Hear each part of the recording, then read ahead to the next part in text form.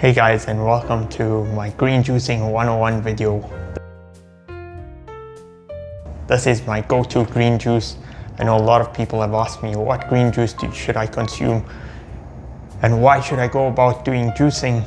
And here's the main reason about juicing and why juicing is so powerful is that it's a natural form. It's much more bioavailable to your body instead of taking supplements which undergo processing and become very synthetic sometimes. Your body doesn't recognize it and assimilate it as well as it assimilates a lot of the green juice. So this is from the fruits and vegetables itself, and that's why your body is easily able to recognize it and assimilate a lot of the nutrients that we get out of green juicing.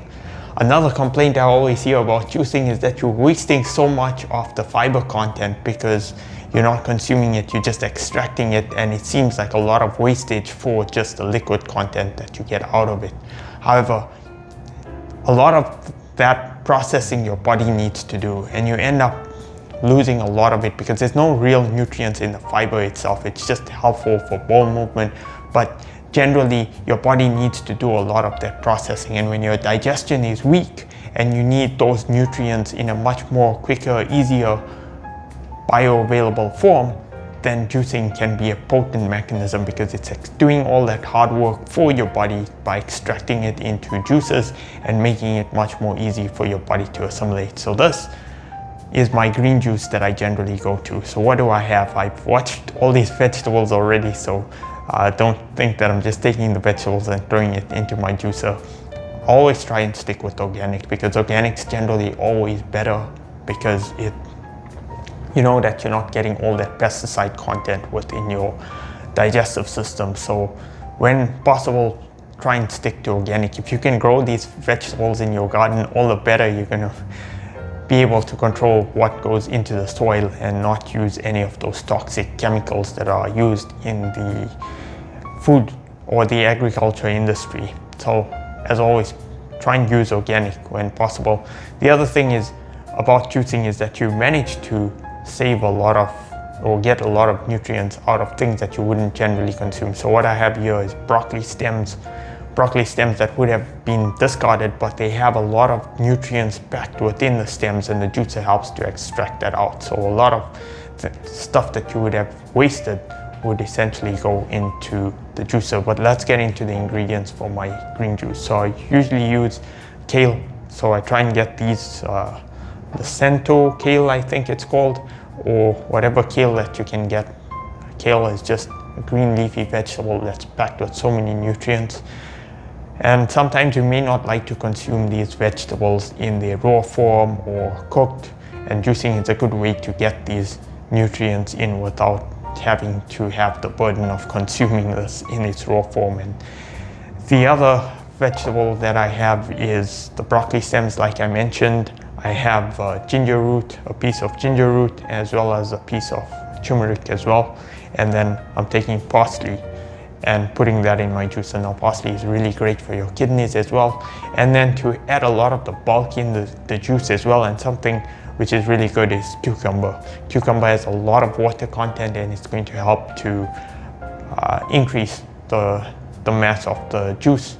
So cucumber is also something that's great to use. And another thing about cucumber is that it's water from the vegetable itself, and it's different from the water that we drink from the tap because this water, it has a different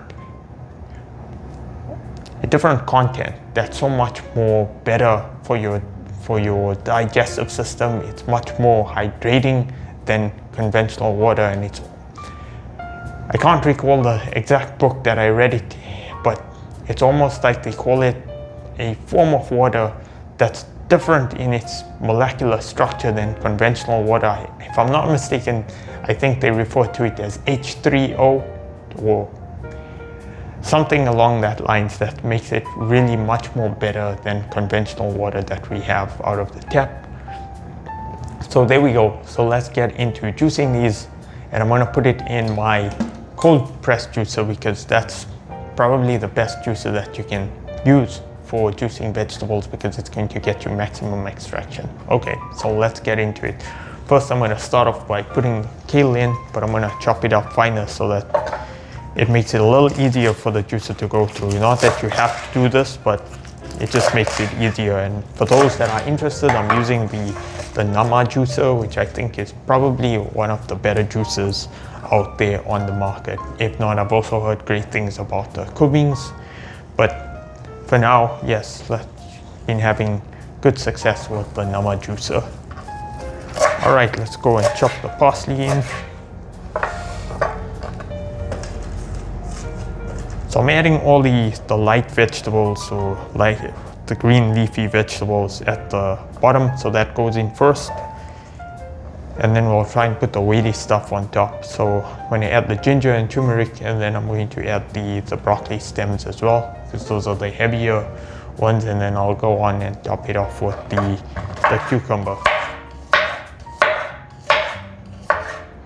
Now if you don't have such a large container, then you can always chop it up and add as you go. I know some of them have really small inlets, so you may need to, you wouldn't be able to put everything all at once. Fortunately with the Nama, you can throw everything in one go and then just turn it on and let it do its business.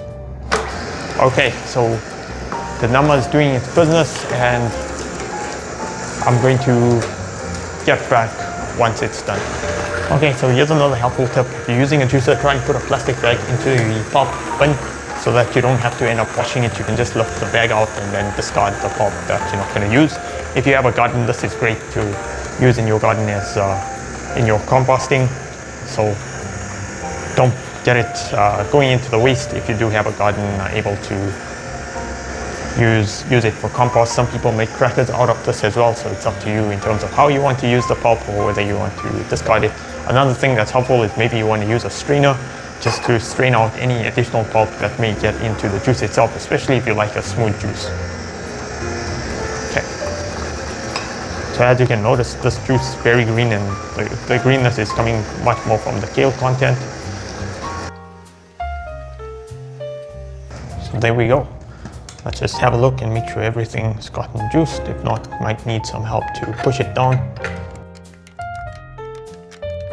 Okay, so we'll let that juice up as well. All right, so there we go. So just try and get out any remaining juice from the juicer.